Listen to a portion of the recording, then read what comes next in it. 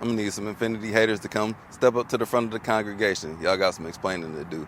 So today's video, I'm here with the 2025 Infiniti QX55, and Infiniti has been receiving a whole lot of hate, Nissan as well, and I think it's unwarranted. But in today's video, we're about to get into why this car receives so much hate and is not deserved at all. So before you leave, don't forget to like, comment, subscribe, hit the bell, browse the channel, and let's jump into it.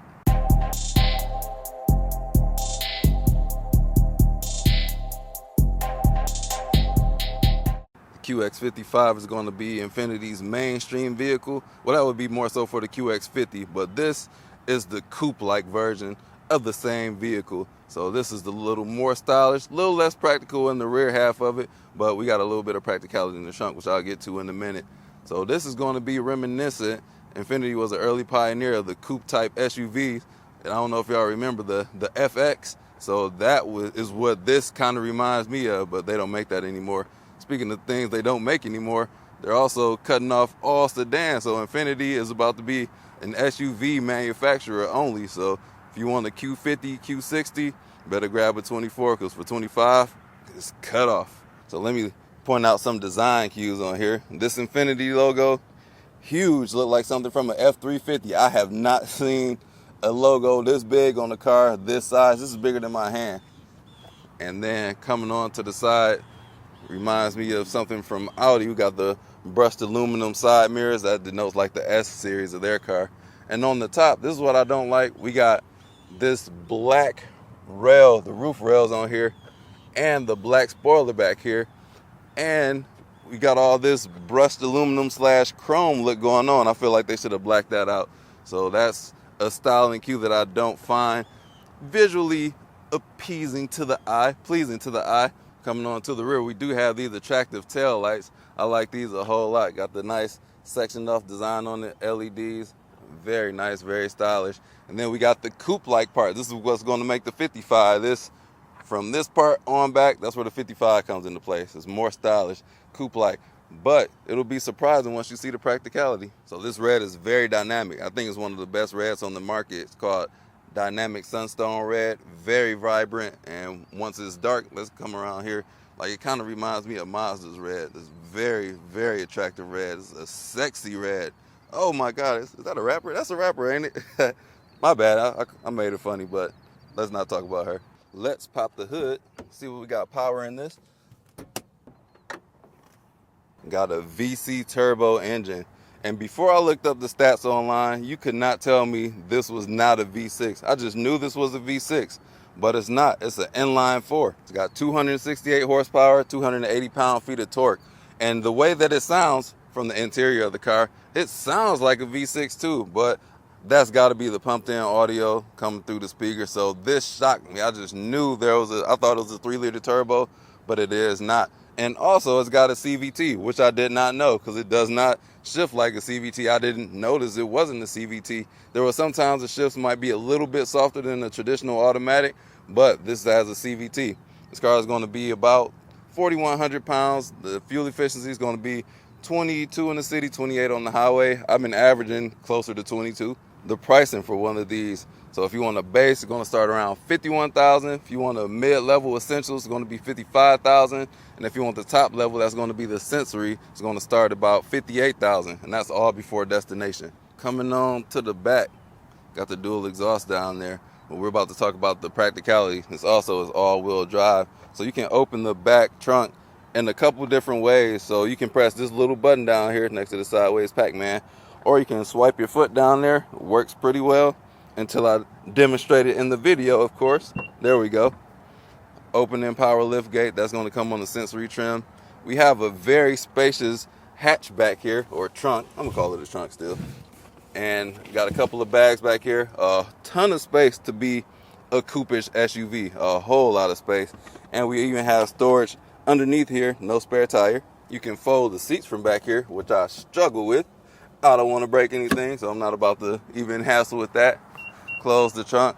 What I do like about the back seats on here, you can lock and unlock the car from the rear. So press it, mirror's going to fold, put your hand in here, it's going to open. That is, with kids, that's a game changer. Well, not a game changer, but it helps out a whole lot. Coming on into the back, you're gonna have to watch your head because this roof is a little bit low. It is a coupe.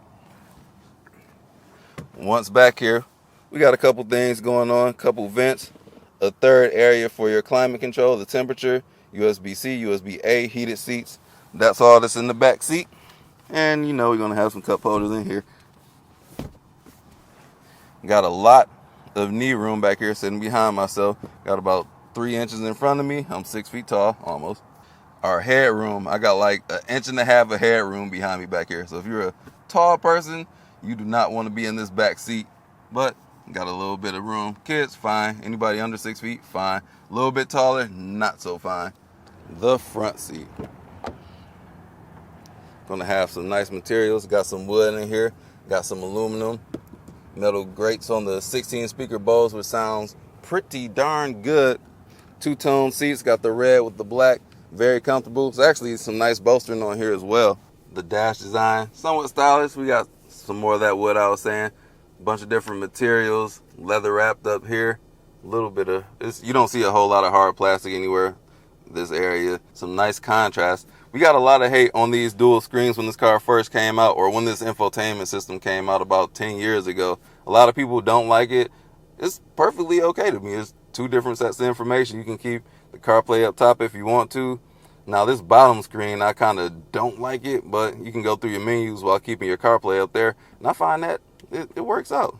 You can have your weather on down here, the climate controls. You have physical buttons for your HVAC, but you can also do it through the screen as well. You can put just different information on here. Like if you want to see the weather, we can have that play on there, the current conditions, 66 degrees. We're pleasant out there. And we also have this controller right here. I haven't used it much, but you can move around the screen with this knob. The gear selector, same one out the Nissan Z. USB-A, USB-C, wireless charger, storage in the middle, very deep. So the cluster here is quite analog. The middle part is digital. You can go through the screens here with the buttons on the steering wheel. I have not seen a speed limit on here or a speedometer on this. I'm used to seeing like a digital speed on here, but I was not able to get that. We do have a head-up display that does display that, but I tend to like looking at the speed on there. It's going to have all the park aid assist. It does do the lane keep assist, like level 2 autonomy driving. Home link on here, which is welcome. Sunroof, not a panoramic sunroof. Let's take the QX55 for a quick spin.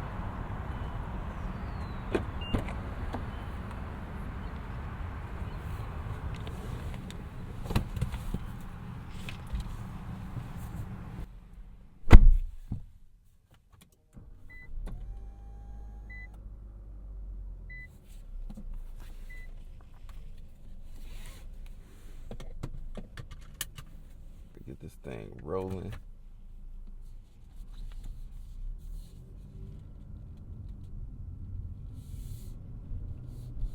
First thing we're gonna do, test out this turning radius. What is it gonna be like?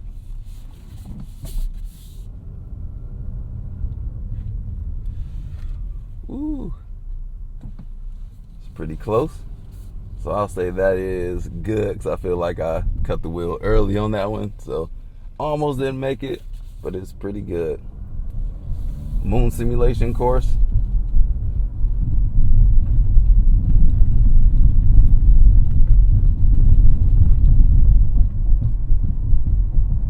The damping on here is excellent. I didn't feel much of that. I can hear a lot of that though.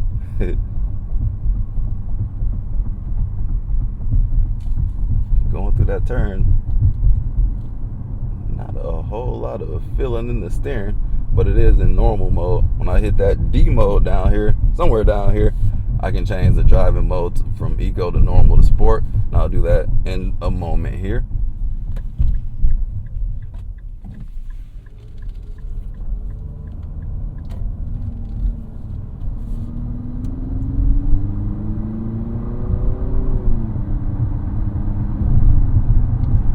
Y'all hear that engine sound? That's why I thought it was a V6. I'm like, dang, this engine roaring. I was excited. I was about to show somebody until I read the spec sheets. So this is a car, without looking at the spec sheets, I was thoroughly impressed. So I had it like 5 days already, And then I looked at the spec sheet. I'm like, oh man, it's got a CVT. Oh man, this is a 4-cylinder. But before I knew, I was totally fine. So that just goes to show, like, that stuff doesn't matter all the time. Like, we get too carried away with stuff that's on spec sheets. But just drive one of these and see what it's like. And I'm pretty sure it's going to undercut the competition, like the BMW. Well, we got X3s, the Audi Q5, even like the Mazdas. This is going to go up against like a Mazda CX5, CX50. But it's a tough segment to be in. It's a lot of competition, very competitive. So I think this is a compelling piece right here, compelling offer.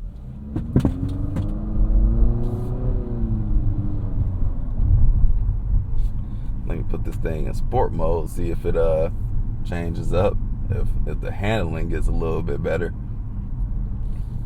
Steering did tighten up.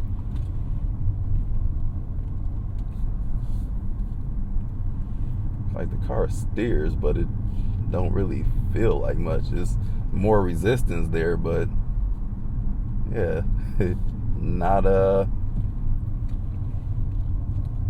yeah, it don't really communicate with the road, unfortunately. But this CVT though, CVT's got a lot of hate, and this shifts. I thought it was a traditional transmission because the way the RPMs go up and down, you can even downshift on here. It's telling me what gear it's in. I don't know how this is a CVT. How many gears? Oh, 6. I don't know, 6 simulated gears, but it's all right. It is all right. And now that I know this is a 4-cylinder, I would hope the gas mileage would be better than this, because it's only 20.6. I was at, the EPA is 22 city, so we're underneath that. And these digital or analog gauges for this segment, I expect everything to be digital. And the graphics and speed on this bottom screen, I really don't care for the graphics on it, but the extra information is welcome. Oh, you can get sports scores up on there. What we got coming on? And that's through Sirius XX. We got stocks on there. I gotta add stock. Let me add a stock. I gotta type it in. All right, let's see. What stock do I want to look at? What Nvidia doing? Because they've been on the tear. Oh crap, I'm over here playing with stocks to light green. Oops. It's throaty sounding engine, and I know this engine is not that throaty.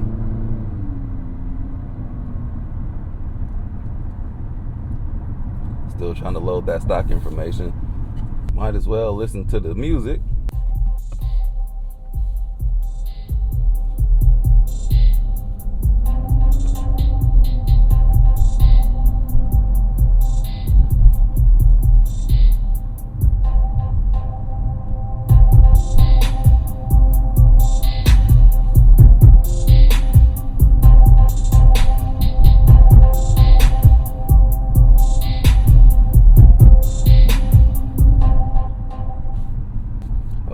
Bose in here is great. Like, it's got the bass that I want, the treble clarity, pretty good, pretty good. Entering the highway, let's see what that's gonna be like. That's where a lot of us gonna be at, on the expressway. Thought I was working with more than 268 horsepower, but that's what I said. I was reading the stat sheets. Like, it felt adequate, very adequate, but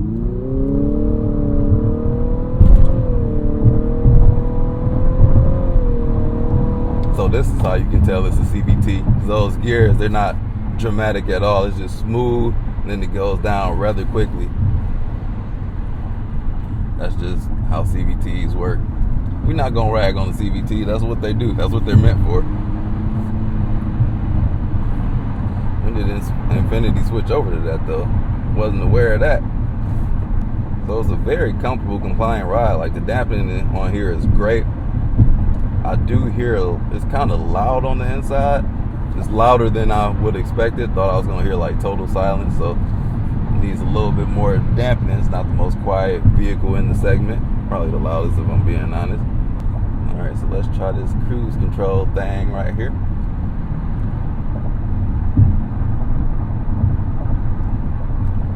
Is it gonna keep us in the line? Oh, dang, emergency put us back in our lane. Will it not hold me in between the lines? I don't know. That's something I haven't set up, but we'll do adaptive cruise. I thought it would keep me in my lane. Let me turn that off. Turn the ventilated seats on. That's another option that's great to have. Love those. I'll keep it down though, because it is a pretty loud fan up in this seat. One thing I noticed about the turn indicator, my seating position, the steering wheel cuts off the turn signal, so I don't know if my indication went through or not, just because I can't see it on the cluster down there. I could adjust my steering wheel, but this is where it's most comfortable.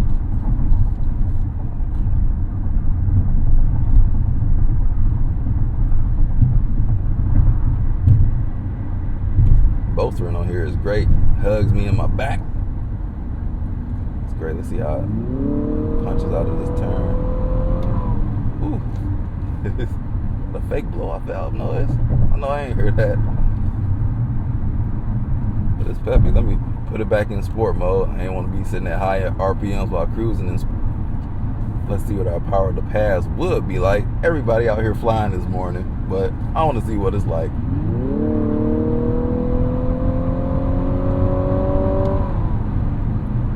Make some noises, but my goodness, everybody out here cruising. I'm trying to play keep up. But yeah, it wasn't a whole lot of drama to that. It wasn't a penny to the cushion. Made a lot of noises though.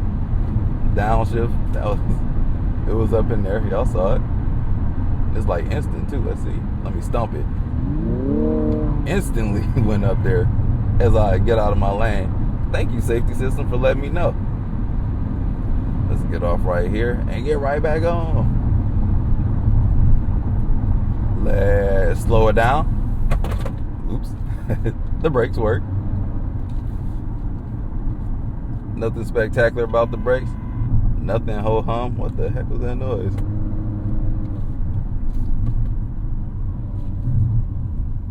The brakes do their job. Let's see. Decent brake feel. Let's get right back on.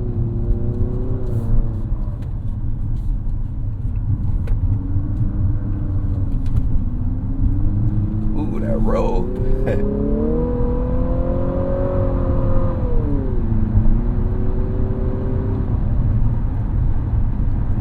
Up to speed. Yeah, Infiniti. This isn't the Infiniti of yesterday. Like I mentioned, the FX, and I personally had a G35S. Now those things could handle. They were more firm. These are different. They've evolved. They're more softer. I feel like they need some kind of something to help them stand out, because it's kind of middling out here. Just, I don't know. I think they need something, some kind of soul. It's just like a generic experience. Like it's nothing like, oh dang, this is the fastest. Like, oh, this is the nicest leather. This is the most stylish. I do give it a lot of points on the styling, but it doesn't do anything exceptionally well. It could be a good value, a great value, depending on what your transactions are going to be, but nothing really sets it apart. It doesn't have anything that's like, oh man, I got to get the Infiniti that's exclusive. But that's all I got to say about the Infiniti QX55. Huge shout out to Infiniti for loaning me this for the week. It's been a pleasure to sit with it, because it's been a while since I've been with the Infiniti. But like I said, my Q, no, it wasn't the Q, it was a G35. They changed the name. Everything's a Q. Not gonna lie, I like the fact that everything's a Q. And they had like a J35 at one point. Now that's the QX60. The SUVs are QXs, and the sedans that are being axed off momentarily are just Qs. The Q50, Q60. They had a Q40 at one point, which was essentially a G30. What they had that was below a G35? Was it a G30? G25, I think it was a G25. So, or they kept the G30 whatever while they had the new model year. So that's what happened. It was a G40, whatever I just said, can't remember, or Q40. All these letters. But yeah, let me know what y'all think. Drop a comment. Remember to drive safe, and I'll catch y'all in the next video. Peace out.